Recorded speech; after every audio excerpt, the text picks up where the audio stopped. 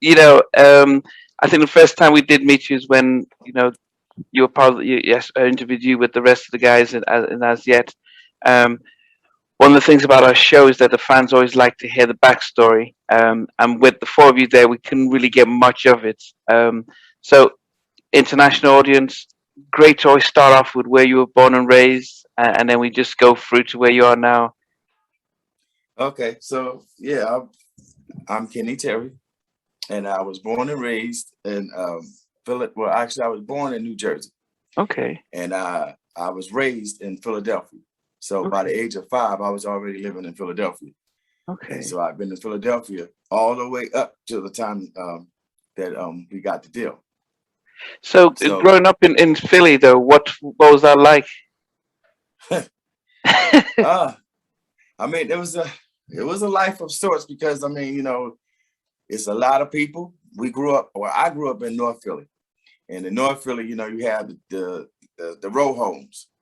So like all the homes are all together like that, like about a good 14, 15, 20 houses in a row. And Wow. they're no more than two-story houses, but they're really tiny, but you don't know that when you're small. You Yeah. just think, everybody got the same house. But if I go back to that house now, it would just look like a doll baby house. Wow. So yeah, we grew up in the pretty rough part of the city Wow. in Philadelphia. I, Hmm. I think a lot of us would hear about Philadelphia, and Will Smith, Fresh Prince, talks about Philly, um, Hmm. the city of love, brotherly love. But did you feel that that was the city of brotherly love, and this was a great city growing up?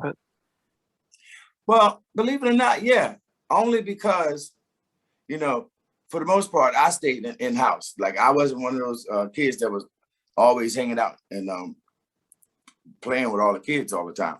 But when I did go out, when I finally started opening up and going out as like a teenager and Yeah. doing stuff like that, I mean, it's not hard to make friends with people. It's just up to you how you want to deal with people, Mm. you know. So, but honestly, I've only really had like one good, solid friend like that came from elementary school up to junior high school, and then we kind of broke off from there. But other than that, like when it comes to like the singing and the music and the groups and stuff like that, Yeah. it was a brotherhood in a lot of ways because everybody outside of being in a gang or something like that, the group was a gang. That was our support system to each other. Yeah. So if you grew up with somebody that's growing along with you, Yeah. that's where the brotherly love comes from, Okay. basically. Hmm. I think is Gamble and Hoff. Are they from Philly? Because Well, I believe they are. I don't know exactly where they're from, but I know they for all my life they were in Philly creating okay. music and stuff. So I was more so getting to the fact that it seemed that Philly had its own center for music. When you were growing up, what were you sort of listening to and being inspired by? Oh yeah, speaking of gambling and hub, I used to listen to, of course, Teddy Pendergrass. Okay. I listened to Phyllis Hyman. I Okay. listened to I listened to everything that was possibly on the radio. I basically listened to. But not only that, I listened to all the music that my mom used to listen to from like all the oldies but goodies that they would call back then. Yeah. But now it's funny because right now it's like all of that stuff that I listen to is oldies but goodies now. So I feel old. Yeah. No. No. But yeah, But I I'm think not old. I'm just older. yeah, but I think that that type of music, we didn't realize what we had until now, where there's not as much creativity in music. No one's playing live instruments; everyone's just sampling and stuff. But Yeah. uh, when you were growing up, in North Philly, what was the vision as to where you're going to be when you grow up? Um, well, growing up, I didn't really think about it much, because I mean, I was just living in North Philly. But when you're just going to school every day, the dreams ain't quite there yet. Okay. Because you're still developing and getting your mindset of your own. But as I once I got out of high school, all I was thinking about is, okay, how fast can I jump to be grown? And then Okay. once I'm grown, I'm going to do everything I need to do. because my mom, she always pressured me to, okay, well, when I was a certain age, I was already out on my own and I was doing I was doing this and I was doing that. So you're not going to be in my house past a certain age. Wow. So, that set a standard for me. So I'm like, oh, I can't wait to get out of here. Like I don't need to be here anymore. Wow. I have a mind of my own. So at that point, by then, I had already caught the talent bug as far as singing and because for me, it all came from my mother. Wow. Like she really was the inspiration in everything that I'm doing now. Wow. Because I saw the joy in her whole demeanor every time she would get into her mode of sitting back and listening to music. And I saw how happy music made her. Yeah. So that made me happy. I didn't know what to do with the happiness, so I just started singing, And so that's how I got to learn so much music. It's through her listening to music all the time. So. But then what about the actual training to be a singer? I mean, that it's one thing. I love music, but I can't sing a lick. How did the talent come? Well, my mom actually could sing. So okay. Her being talented, I guess me being young and being so impressionable, I caught it.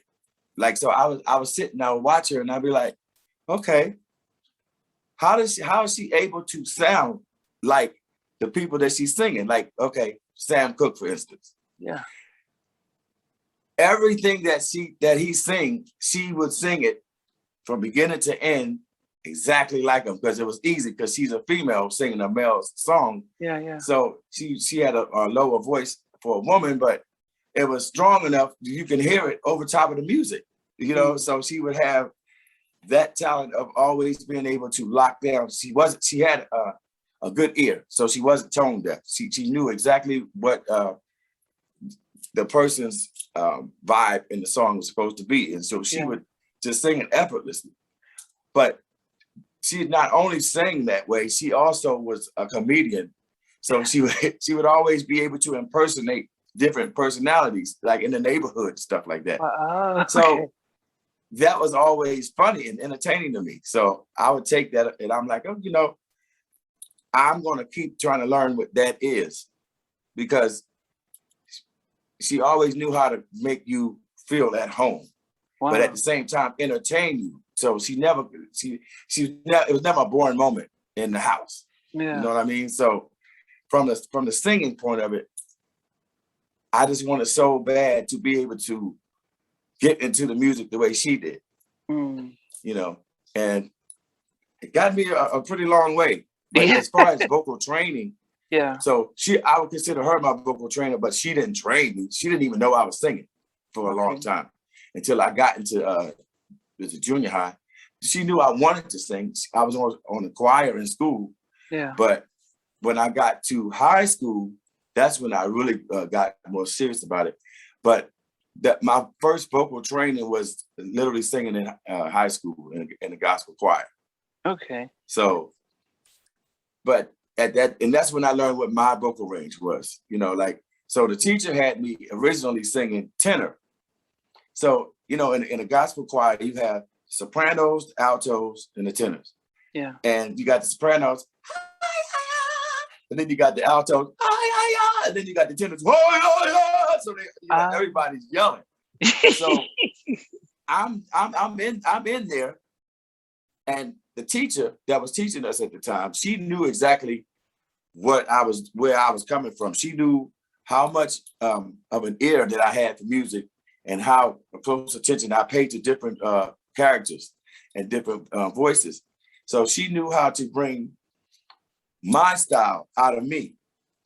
But I had to convince her I'm not actually a tenor, because like every time I would leave the choir that day and go home, my throat would feel like, whew, why am I feel so worked up? It's worked up because I'm singing and yelling and competing with all the other guys that's yelling, as opposed to hearing myself. Yeah. So I told her, because there was also basses on the choir. So I said to her, I said, I think I need to sing bass instead of, see, I was good at singing tenor. I just didn't like what it felt like. Okay. So I said, I think you need to try me in the basses. I think the basses need help because, you know, the basses are so low and they're like, hallelujah, you know, but you can't really hear them when you got, you know, all that stuff going on. So, you know, I basically had to go to my comfort in my voice because that's actually what I was. I was a bass baritone. I literally sounded like Lou Rawls at 17. Wow.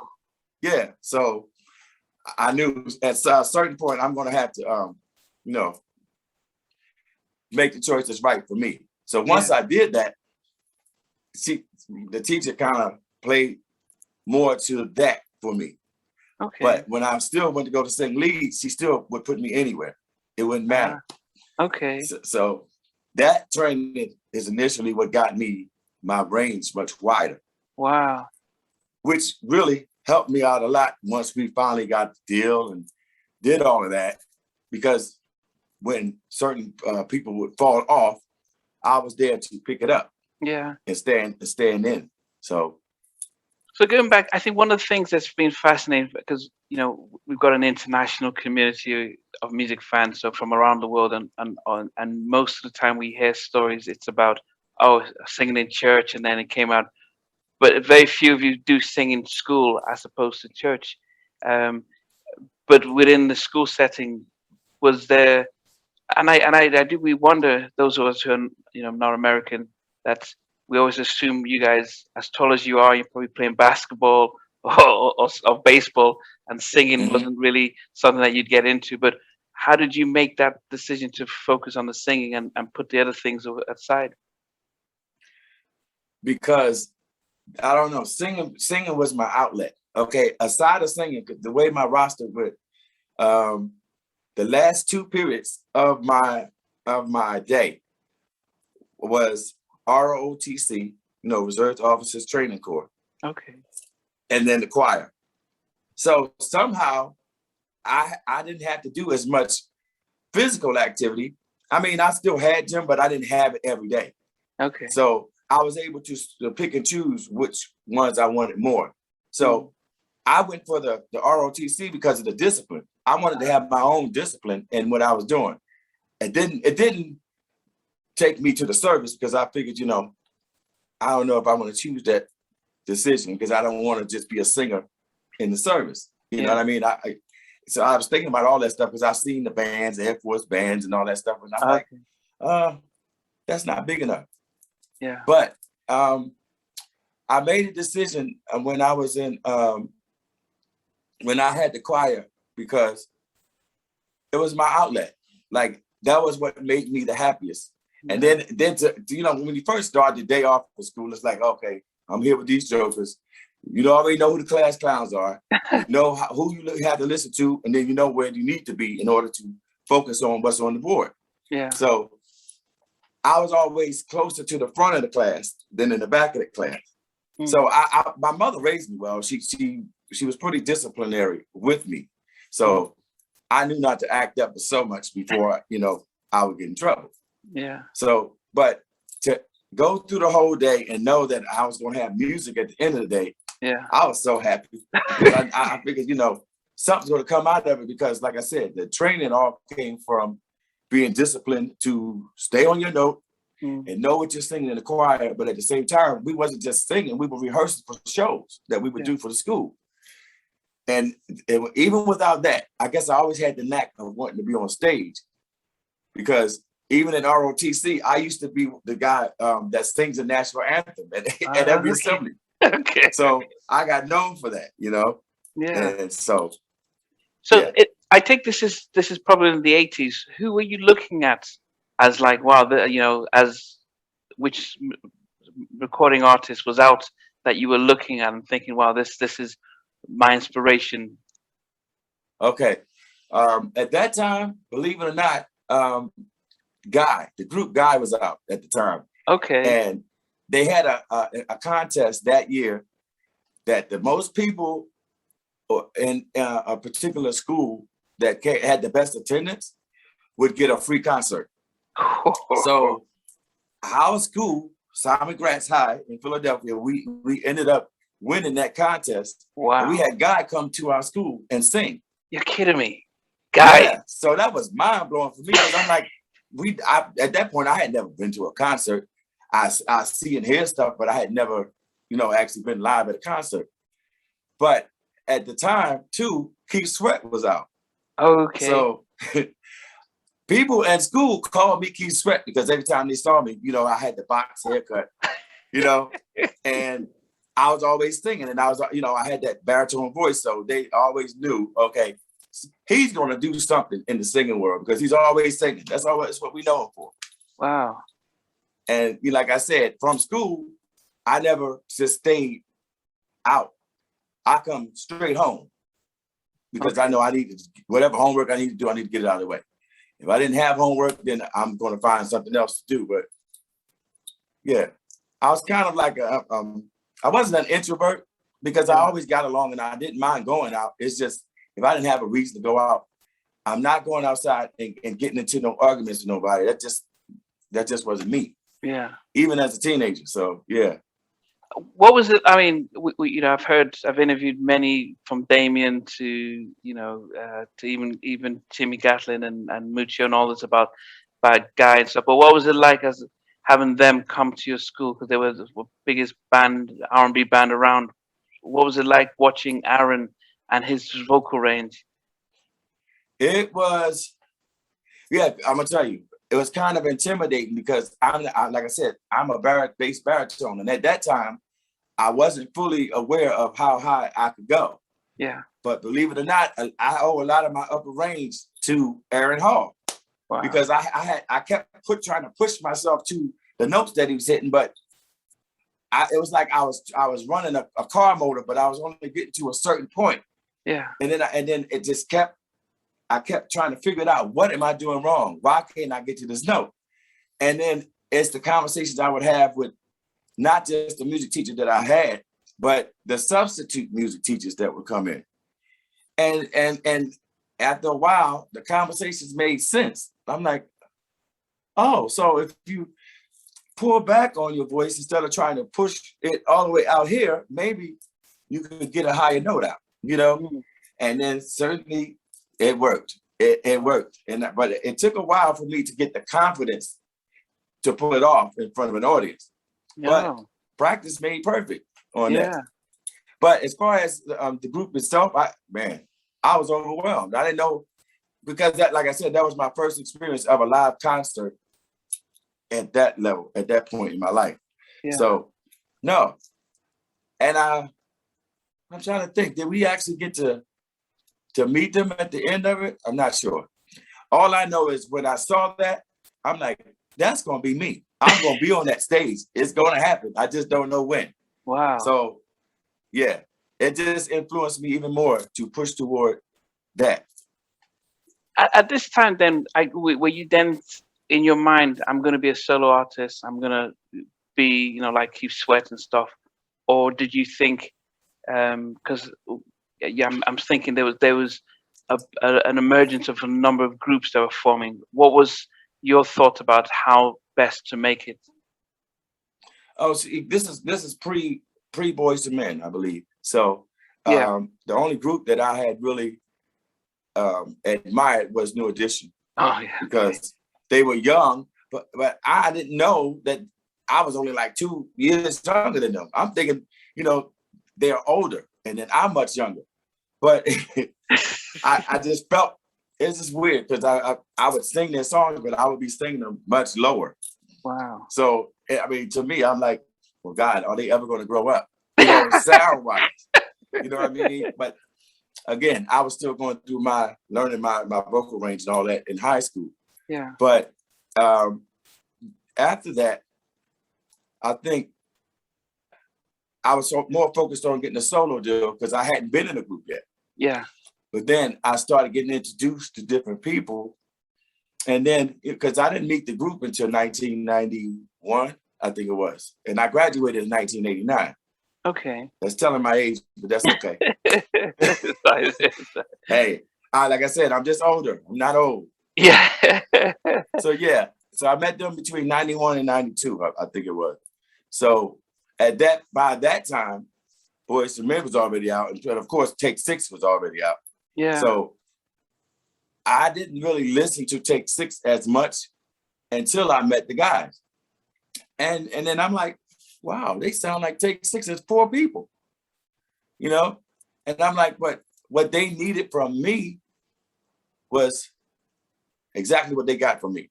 They said, well, we got this bass singer in our group, but he don't really know how to stay on the note, or he didn't know how to follow all the notes. So we would end up hitting the same note as opposed to, you know, following the structure of the notes. And I said, well, you know, if I join the group, I want to do bass. I had to do bass because no one else could do it the way I do it. Yeah. But I wanted to also be a lead as well. I said, I'm not just going to sing bass because I'm capable of doing more. So I proved it to them by, you know, letting them hear my upper register and stuff like that. And they're like, oh, wow. Okay, well, we're going to work with that. So, yeah, the whole vocal, the whole bass thing, I don't know. It was like, I knew I could sing bass, but I didn't take it as serious until I got in the group. I did it on a choir in high school, but now I'm in a group where I'm competing because we were literally trying to be like Take Six. So it's almost like, okay, well, now that Boyz II Men is out, I don't want to sound like, it was an in-depth conversation. It was like, I don't want to sound like the Temptations. Oh, oh, oh, oh, right? And I didn't want to just be trying to be like Mike McCary. I said, I want to actually sing in the bass so that people can feel a whole different essence of what the bass singing is about. Mm-hmm. And so I didn't have to sing opera, though I did actually audition for opera when I was in high school as well. And I got the audition, but that didn't happen. Something changed that whole thing up, but that's okay. But when you think of it, though, you mentioned Lou Rawls, and then probably Barry White. How many bass singers were there generally? I mean, there may be more. But you had Barry White, you had Lou Rawls, you had Larry Graham. Okay. Remember Larry Graham, the one that made "One in a Million You"? Yeah, One in a Million You. That was it. They were my gods at the time, because I'm like, I can do that comfortably. I can do that laying down in my sleep.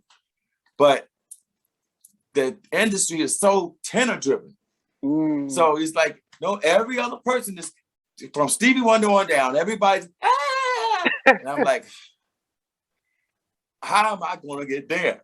Yeah. You know, so I guess when I got in the group, it gave my whole vocal range life, because I'm like, okay, I can actually do the comfort. And that's why I see being in the choir, that prepared me for the group. Yeah. Because I stood up for being a bass, but I didn't just want to be a bass singer. Yeah. And they got that when I said that to them. And at the same time, I also said to them, and this was, wow, I ain't gonna say how many years, but it was past 30. I literally said to them, I said, I ultimately want to be a solo artist.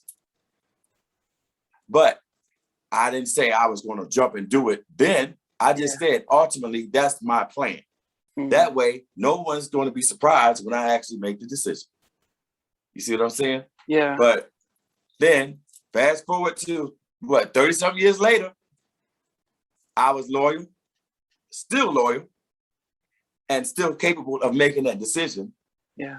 And I feel so comfortable and so free, you know what I mean, to do it, because I think the timing is just perfect right now. Yeah, no, but we will.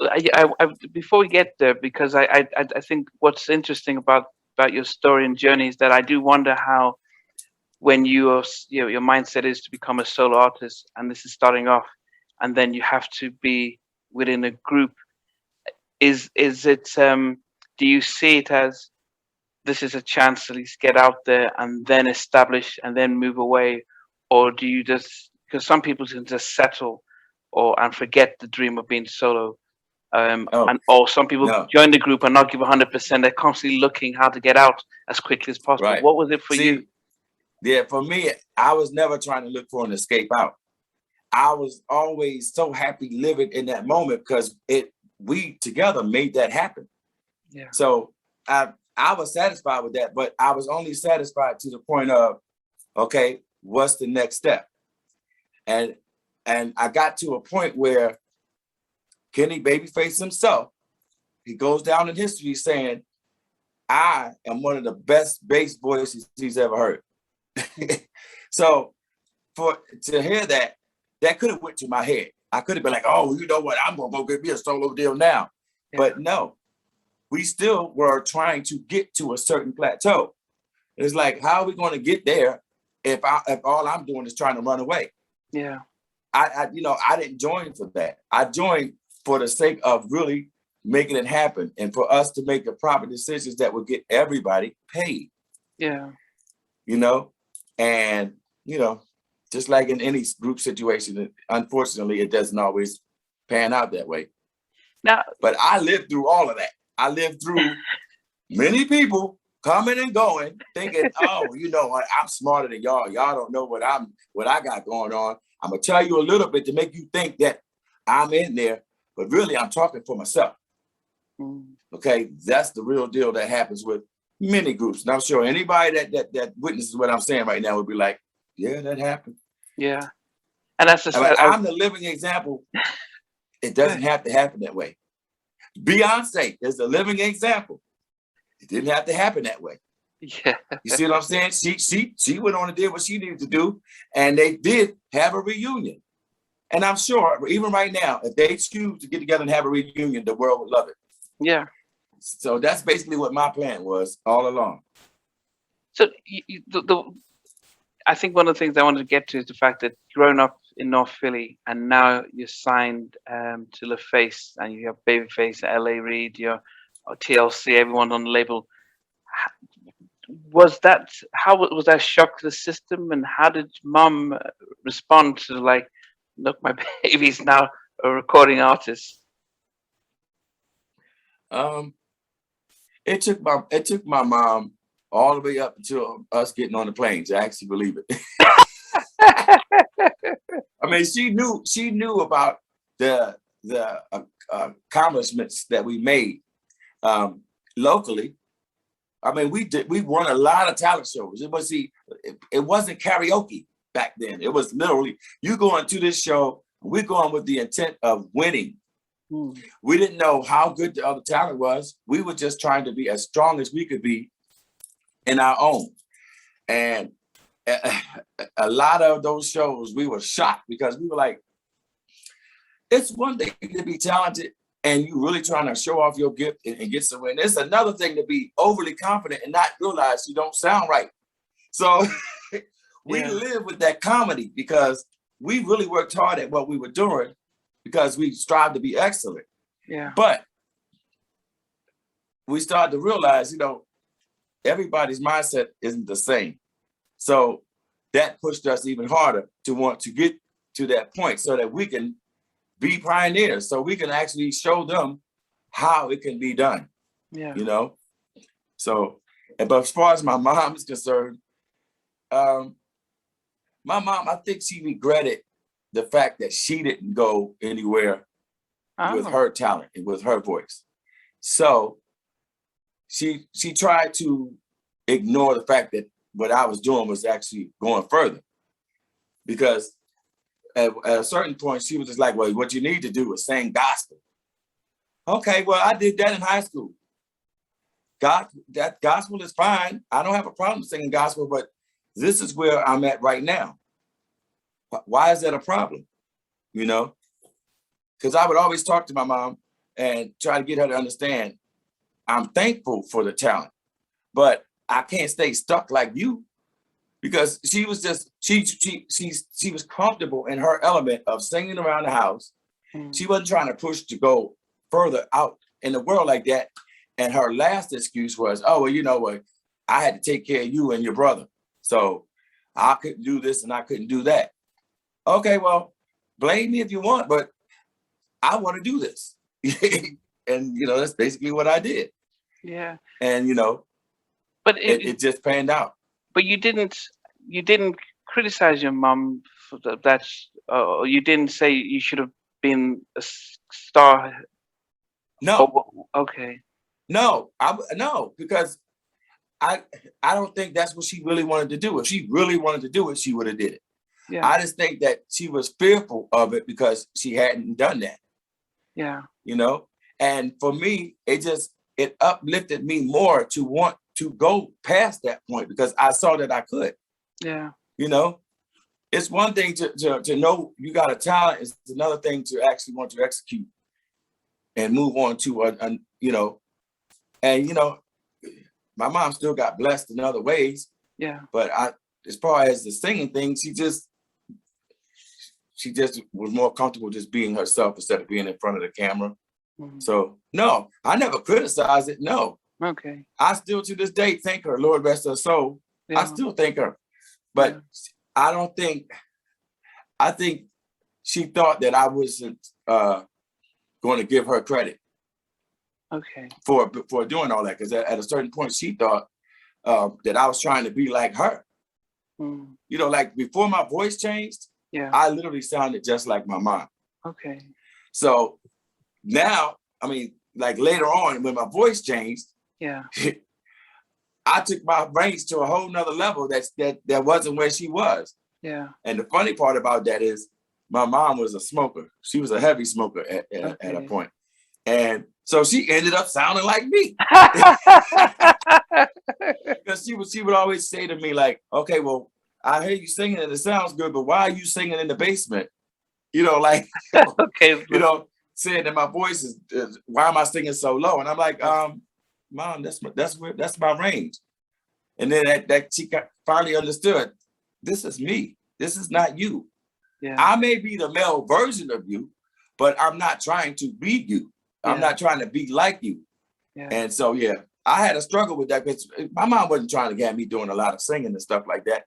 I mean, it was to the point where, remember I said we would do a lot of rehearsing for the shows in school. I mean, you know, in the classroom. Yeah. But when it come time to do a show, I wasn't able to go to the show. Wow. So that right there only pushed me to want to do it even more. So I guess somewhere along the line, that just allowed me to enjoy the moment of singing to the point where I'm patient enough to allow whatever I'm going to do. It wasn't back burner. Yeah. It's just, okay, well, what's the right time to do it? Yeah. You know, and I could have did it at any time, but I guess any time wouldn't have been the right time. Yeah. That's, you know, so, yeah.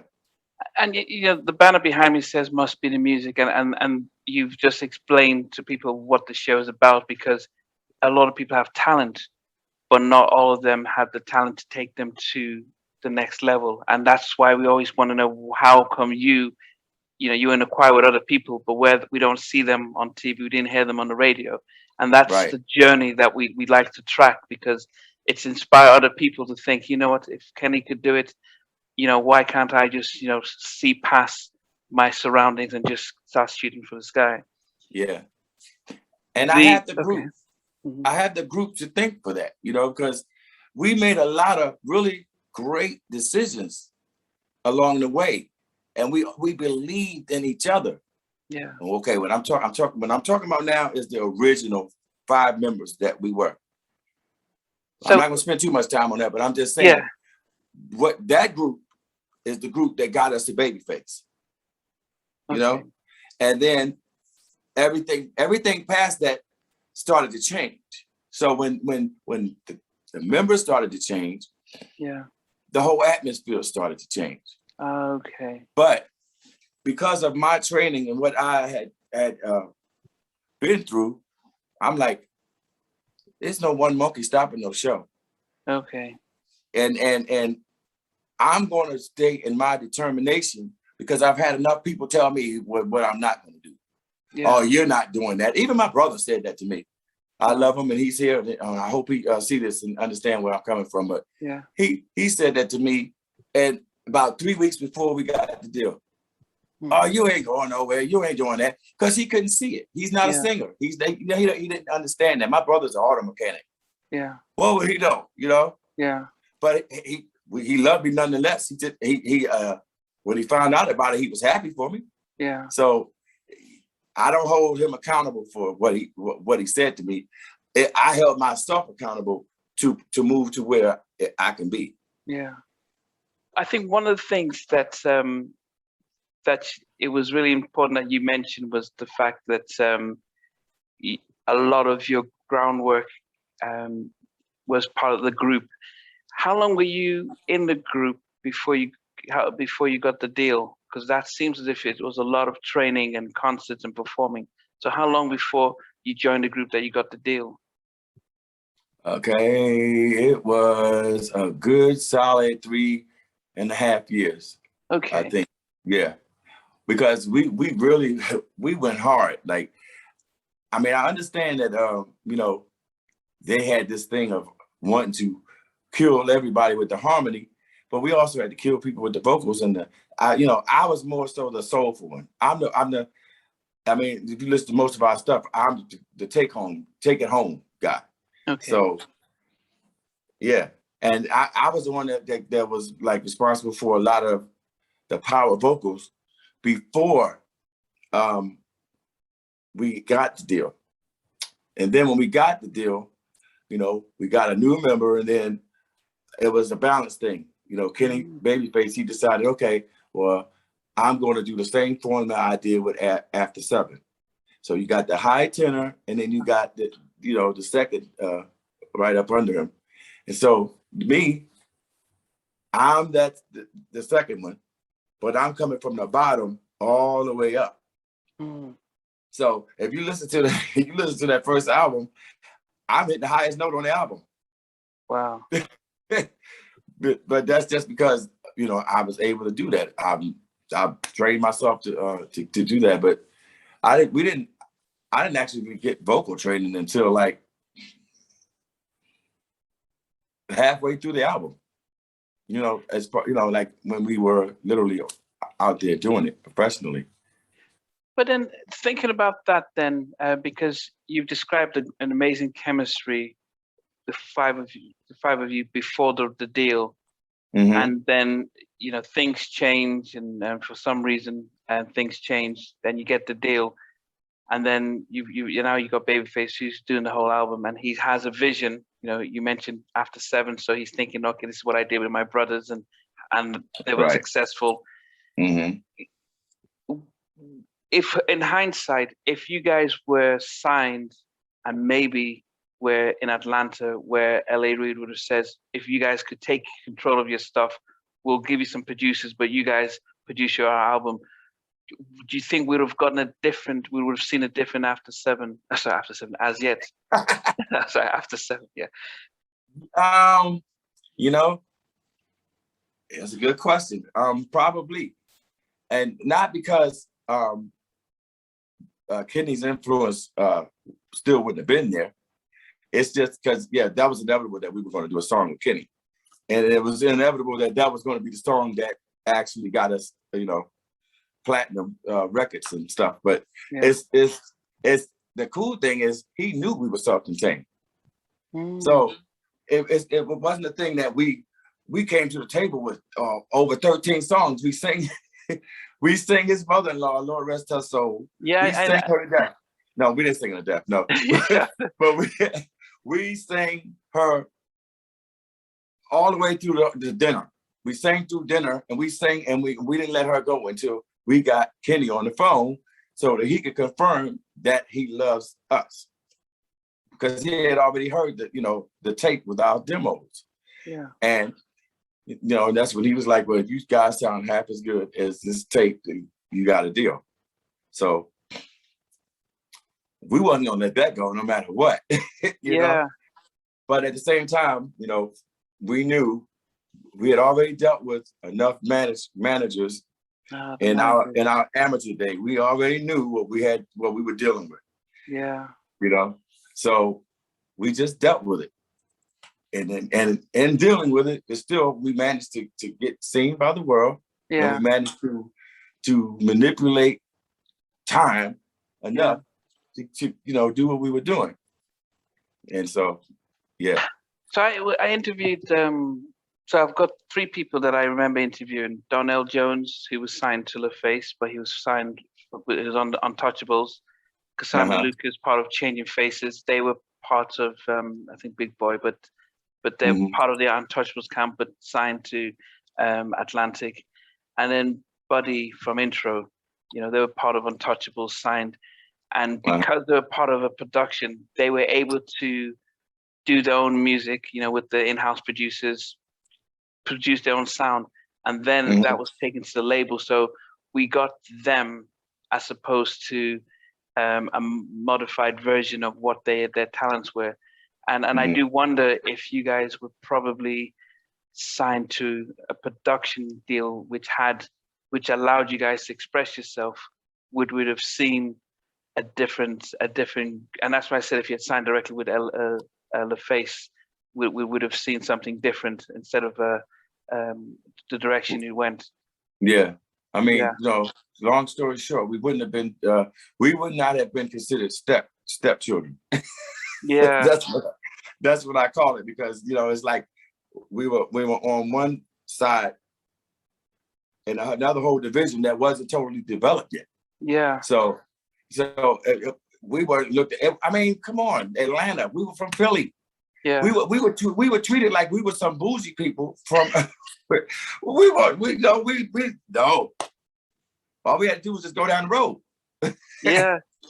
Yeah. And it's funny because, as I said, when we look at As Yet as a music fan, I never associated you guys with LaFace, and back in that time, artists were very much associated with the labels. So if you think of Total, 112, you all knew it was part of Bad Boy. All the groups were known for their labels. So Def. So the labels were, you know, Death Row, Murder Inc. So we knew the labels and their roster, and we knew LaFace and their roster. But for somehow at that point, we didn't really know much about you guys. But after the first album, after going through that, how did you decide to continue to stay within the group and not branch out? Because especially after one or two members who on the first album moved on, how did you decide to not move on as well and to continue? Because the core of the group was still there. The two members that were looked at as moved on, no, they didn't move on, they got moved on. Okay. You know, just to be clear, because I mean, you know, but that's a lot of it is because it was selfishness, you know. Well, you know, I'm going to take the likeness of the group and I'm going to run and do my own thing. Where, you know, we already know one member was doing that anyway, had already did that before we even got with us. And then he expected history to repeat itself with a different result. No, you get the boot just like you did the first time. So, hello? Are you still there? Oh, yeah, okay. I think your video went off. We lost him. I guess he'll come back. Okay.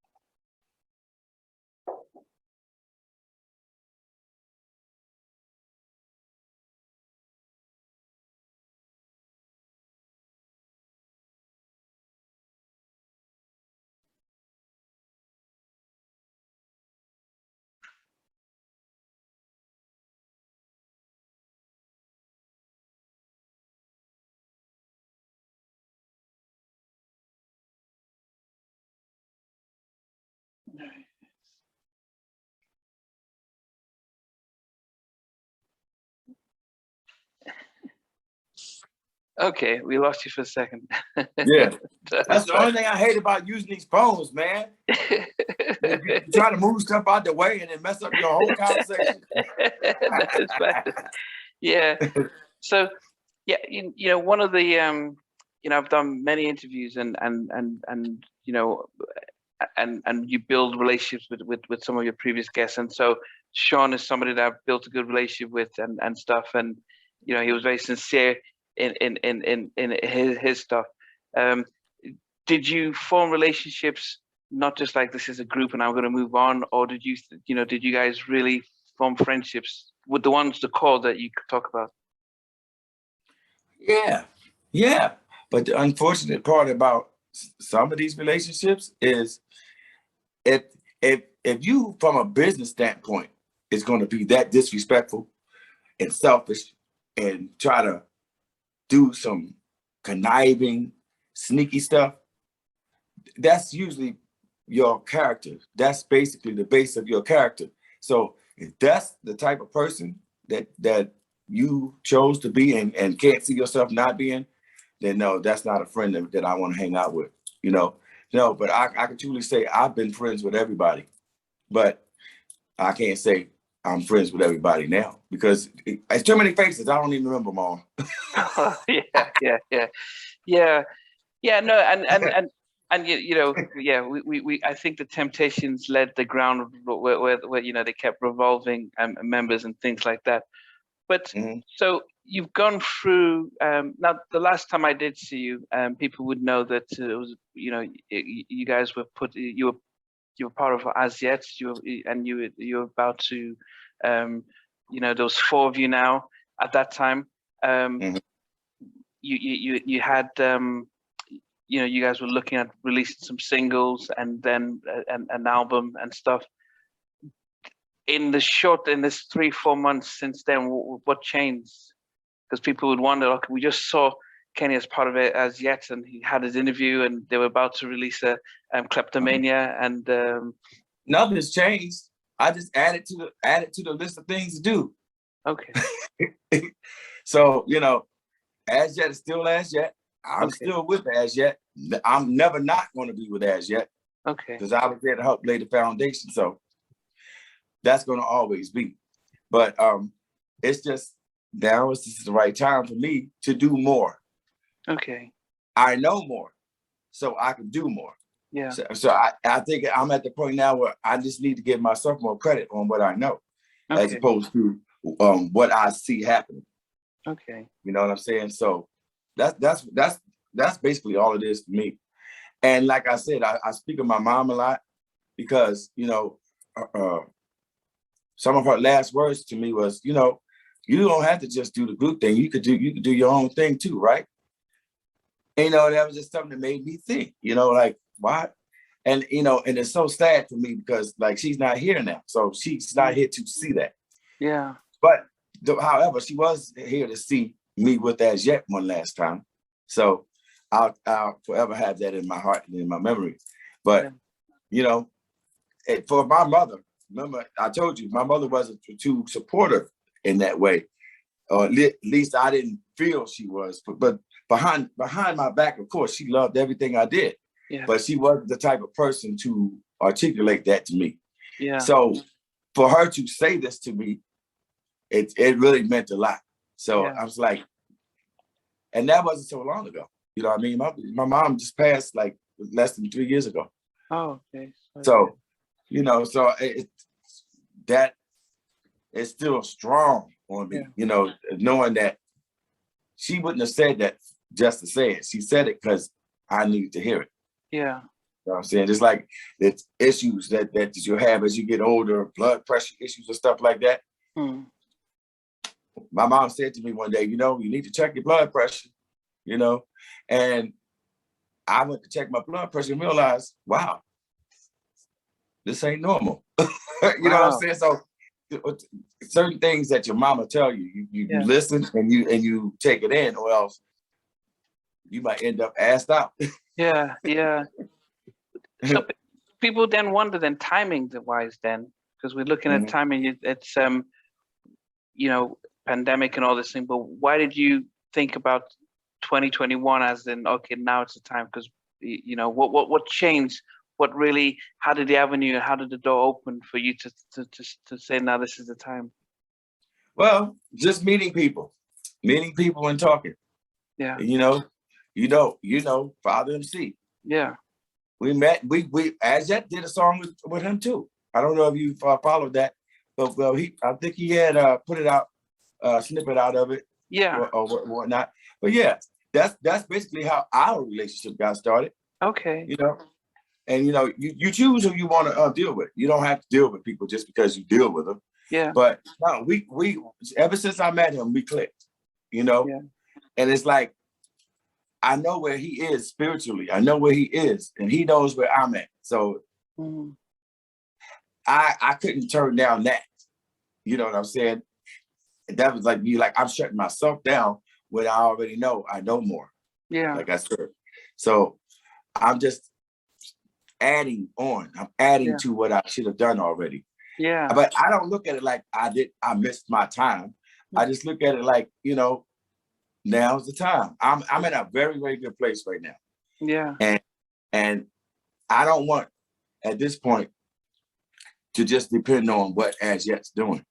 Yeah. You know what I mean? Because that would be frustrating to me, because like you said earlier, you were saying that how did I not step away?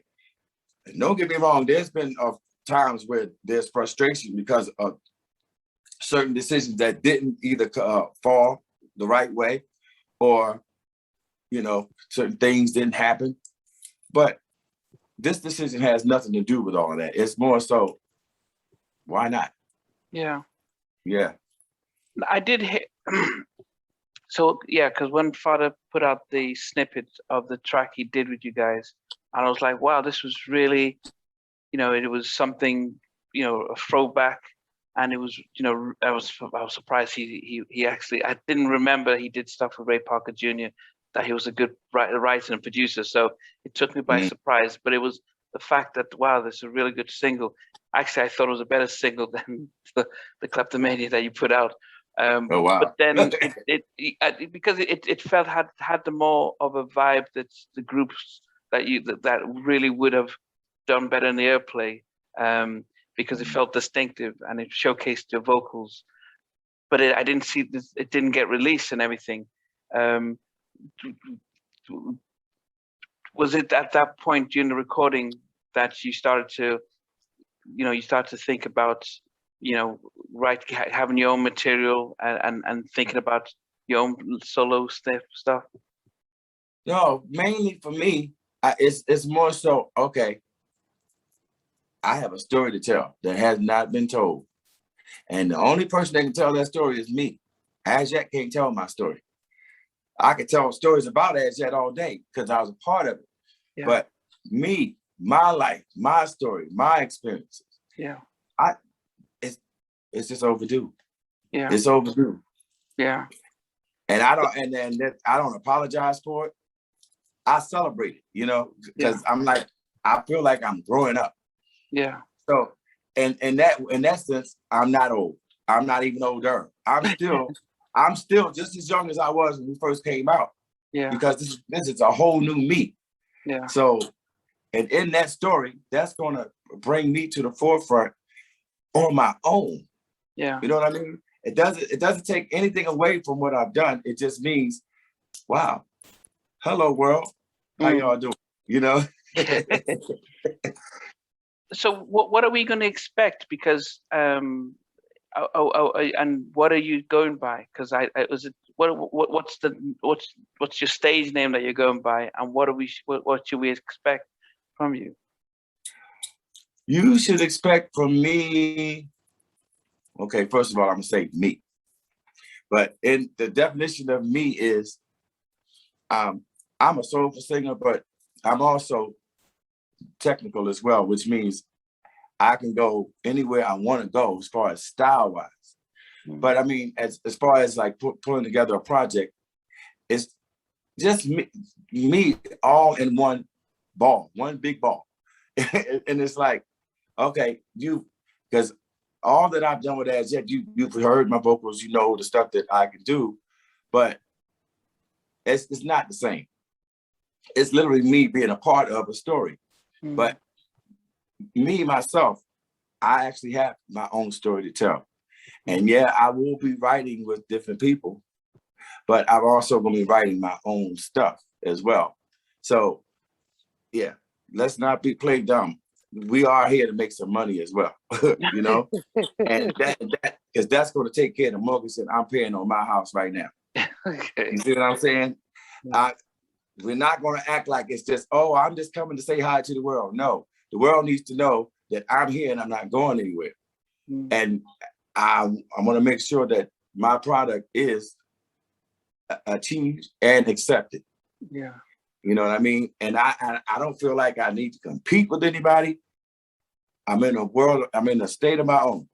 Yeah. So, and if there's a bunch of other people my age or in my age group that decide they want to come out at the same time, then okay, whatever, bring it on. But my story is my story. Yeah. So, but right now, so far, the project is just called Project Kenny. Yeah. So what is that? Is that the name of the album? Was that your stage name?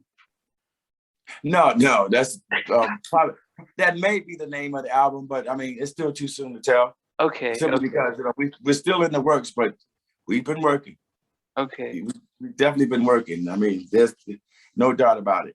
Okay. Okay. Because I saw a snippet with Project Kenny, and I wasn't sure if that's going to be your stage name or was that. So that's settled it. I guess. No, my stage name. I mean, you know, my voice to say that, whatever that is, because before I used to call myself Bassman, Kenny Bassman, Terry, but everybody knows I sing bass, so Yeah. I don't have to say it anymore. It's almost like Mary J. Blige, just plain old Mary, except I'm not plain and I'm not old. But yeah. But I am Kenny, so yeah. Yeah. No, that's fine. I mean, Kenny Terry is actually you know, a good unique name for as to put out as your stage name as well. Yeah. What, good. I'm glad to know that. Yeah, no, good. yeah. Good. It's a good, catchy and easy to flow. What should we expect? And I think things have changed where either you're going to be dropping album and a whole album on EP, or you're going to drop singles, because I guess, you know, when I look at the success of her, she dropped EPs, which is pretty much 6 songs on an album, as opposed to an album and then singles. But what do you think in this new age should we expect from you first? I'm still shooting for the whole album. And the reason why is because Toni Braxton still does it. Mary J still does it. Beyonce still does it. It's a classic move that works for artists who still wants to be the entire artist. It's a story. You can't tell a story in an EP. All you doing is saying, "Oh, these are songs that I made," and I mean, of course, you can do that when you're younger because, like you said, it's changed. But I'm not in that demographic. I don't have to fit myself in it. I don't feel I had to fit myself into that format. I still believe in CDs. I don't care if it ends up being on a flash drive or whatever. I believe that should still be at least 12 tracks of something that showcases who I am, what I want to say, and connect with the crowd. So now, yeah, I still have this as yet connection, but I need to connect to the crowd for myself. Yeah. You know? And I just feel like there's a big old hole in the industry right now that I need to just step right in and stand in it and stay there. I mean, because as you said, there is I'm not sure if you heard the news about Donnell, Carl Yes, Thomas, I have. and so that what saying we need to almost sort of form a super group in order to get ourselves back in mainstream airplay, just because it's been so swamped and dominated by hip hop, and not talking about old school hip hop. We're talking about a very different type of hip hop that has a very different type of message. But there seems to be a clamor by fans to say, look, we had enough. We want R&B. We want music that's positive. We want music that speaks of love, and we want. So people are excited about that, but they're almost hopeful for artists to get back to the roots and start creating good Right. music. So Right. there's a hope there. The only thing you might have with R&B is that the predominant market force do not purchase don't have the same buying power as, say, pop acts and rock acts and country acts who like the music, but they also sort of do the streaming and on all that stuff. So that's hence it might depend on a lot of shows and stuff. But how do you see the balance between putting out the music but making sure that the revenue comes from what you're putting out? Okay, keep in mind, I come from an R&B/pop group, and we're worldwide, like you said, international. Yeah, we've been known all around the world for singing R&B and pop. Yeah. So I fit into all of that. I'm not just going to be a soul singer just because I'm on my own. I'm still going to sell to the pop audience. I still have a fan base that came directly from the group. So I'm going to grab all of those fans. Hey, fans. You know what I mean? And I wanted to take them along on the ride. So being with Father MC, it's almost like going back home because New York is right next door.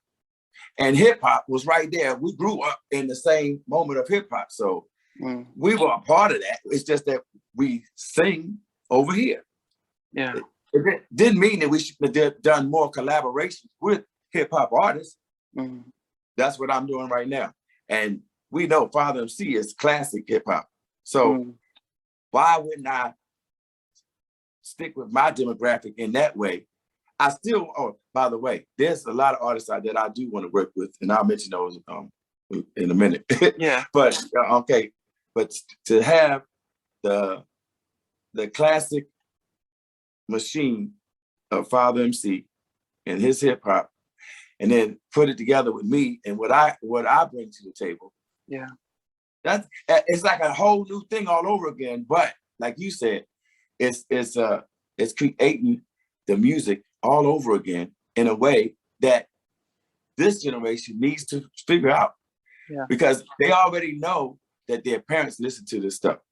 So it surprises me every time I hear somebody that's 20 years old and they like, oh, that song has yet. Oh, my mom used to love that song. I love that song. And it always surprises me because I'm like, wow. I literally challenged a person one time. I'm like, oh, you wouldn't know that. Maybe your parents would know it. And I had them, okay, go just pop the video up and let me see if you know any of it. And before they got to the chorus, they were singing it. They already knew it. So that just lets me know how powerful that era was, how powerful the music was, and how the longevity of it still goes on. Yeah. So why would I not interject myself into that moment? Yeah. I would be really, really, really stupid. Yeah. But which artists would you say you'd want to be able to work with?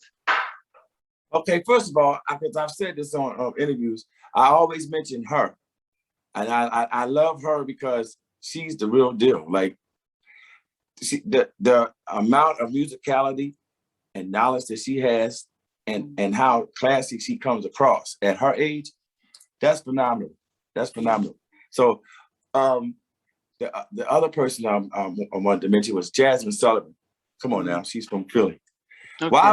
Why wouldn't I want to touch the next generation of where I come from? Yeah. You know what I'm saying? And I put it out there because I want Jasmine to know we need to get together, girl. Seriously. Bruno and Anderson .Paak. Yeah. When I very first heard Anderson .Paak in his album, I'm like, what is that? Classic music. Yeah, he's beating the hell out of those drums, and he's giving you everything that you need to dance to. Because I love that. I love that type of stuff. I love choreography, and so you might see me do a couple moves here and there. Okay. But that he encompasses everything about the 70s that I love. Mm. You know, I'm go ahead and say it. I'm a 70s baby, so Yeah. you know that's a part. That's my era. So what we did in the 90s was an appreciation of everything that's from the 70s. It was just new back then. Yeah. So now it's like I'd rather go back to that, but mix it up with everything that we got, just like Anderson did. So Anderson, we need to get together too. Okay. And also Bruno Mars, because I mean, you know, I can sing with the highest of the highest voices, so I don't mind blending in or doing a trio with them too. I don't care. Yeah. I do care. But you know what I'm saying. You know, Teddy Riley did Teddy Riley featuring Guy on Fantasy. Would you do a track featuring As Yet, or would that be Katy Perry? Okay. Of course I would. Listen, there's no bad blood. No, not about bad blood, just the fact that, you know, I think Johnny Gill has invited Ralph and Ricky on a track. So it's, you know, Johnny Gill featuring New Edition. So it just it all works in the favor of everybody. It's like it's that saying, why can't we all get along? Why shouldn't we get along? We got along to make this happen. So like there shouldn't be no attitudes, there should be no egos, because when you get all that out the way, it all works. It all works for everyone. And then when you put God in it, it's gonna work. So, you know, that's the level I've been on. And I think that's what allowed me to be patient enough to get to this point, as opposed to, you know, because there's been several people that, you know, they decide, well, you know what, I'm going to walk away and I'm going to do this. I'm not going to tell nobody what I'm doing. But you know what? Everybody knows what I'm doing. I don't have anything to hide, and they accept it. You see what I'm saying? There's no, oh, well, I'm sneaking around and nobody knows that. I've already made this promise to myself when I first met the group. You see what I'm saying? So now I'm fulfilling that promise, and now it's more personal to me and my mama. And so I'm going to hold true to that. Timeline. What's the time frame? What should we expect soon? I mean, it's at least for people to be putting on their diaries. Well, I think we got maybe 2 or 3 more to actually work on or to go. So while we still in that stage, Anderson, holla.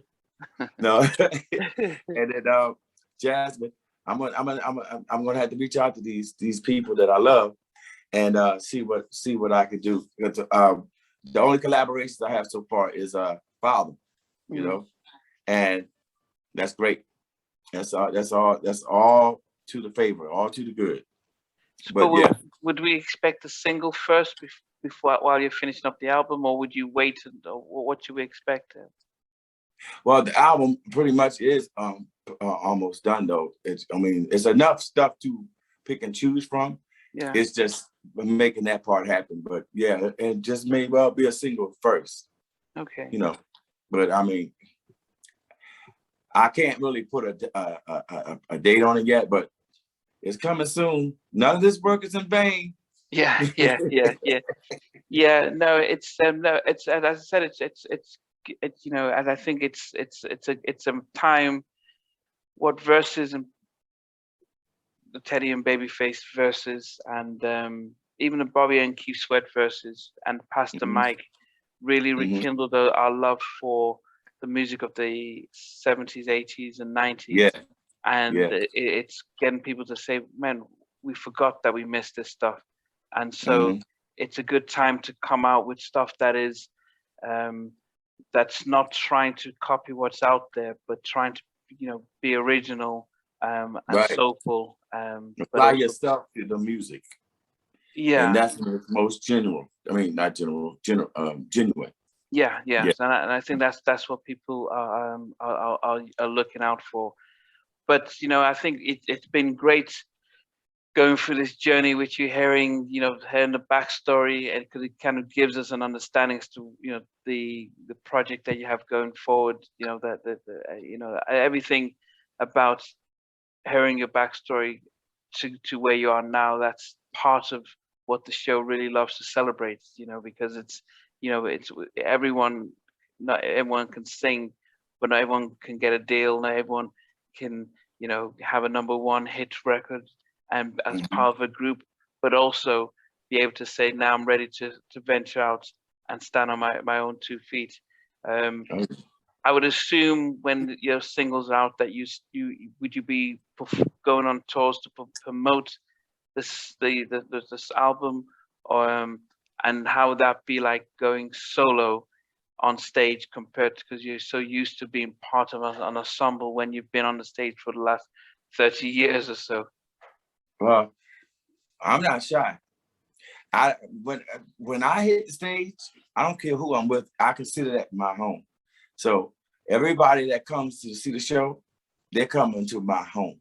Welcome to my home. Let me entertain you. Let me be hospitable and give you what you need. So when you leave, you got a total understanding of who I am. Even it don't matter. So as far as the transition of being, no, it's fine, because either way, I'm still gonna be on stage with somebody. Yeah. You know what I mean? It's either gonna be a live band, or it's gonna be some type of dances or something. I'm not just gonna be standing there by myself, unless, of course, I'm just not up to it. Like if I got a broken bone or something, because I do actually have I do have like a plate in my ankle and 5 screws, so there's only so many moves I can do. Okay. Yeah, I know Father, in the interview I had, where he mentioned the difference between a band and how the and stuff like that. But I guess it'd be great, as I said, to start, when the music is all complete, the single's about to come out, I'll follow up with Jay so that we can get people to be excited about what's going on. It's, as I said, there's a far cry for positive R&B, and we're just hoping that we're going to get some of that from you.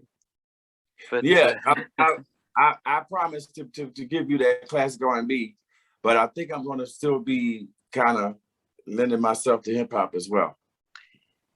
Yeah, creativity is fine, as I said. As I said, it's not. It's always about what's being sung. So Silk Soul Sonic Silk, or Silk Sonic, they're singing, they're paving the way. They're singing a love song. It doesn't matter, and nice smooth groove and everything, but it's what's behind the song. What's the message? What are we hearing? So many people watched the last BET Awards and with just disgusted by how the BET Awards have now moved away from classic R&B and songs to just being a vehicle for this hip hop, and degrading over sexualized women dancing and stuff. It just became one of the, I couldn't understand how far they've just fallen off the track. So we're just saying that positive music, love music, even if it's over a hip hop track or not, we're not as choose. We're just, it's about the touch of class on it. Just put a touch of class on it. So the because there are going to be mature people that also want to hear it. And the mature people just may be just a couple of years older than you. That doesn't mean they have to be your grandparents. But your grandparents, they're not going to want to hear it at all. You know what I mean? Now that they raised you, right? You know what I mean? Everything should be about money. Yeah. But if you're making your money, good for you. Yeah. But don't teach the rest of the planet and the people that come behind you that this is the only way to make that money. That's true. That's all I'll say to that. Yeah. Well, Kenny, I know this is going to cut off in about 30 seconds, but I really appreciate the interview, and I'll talk to Jay once the music and the album and videos are ready. We can just have a quick catch up and stuff so that we can you can introduce the music to the world and stuff. Okay, and by the way, everybody needs to realize I'm at Kenneth.Terry1 on Instagram. Okay. Yeah, if you want to reach me, that's where I'm at. Kenneth.Terry and the number 1.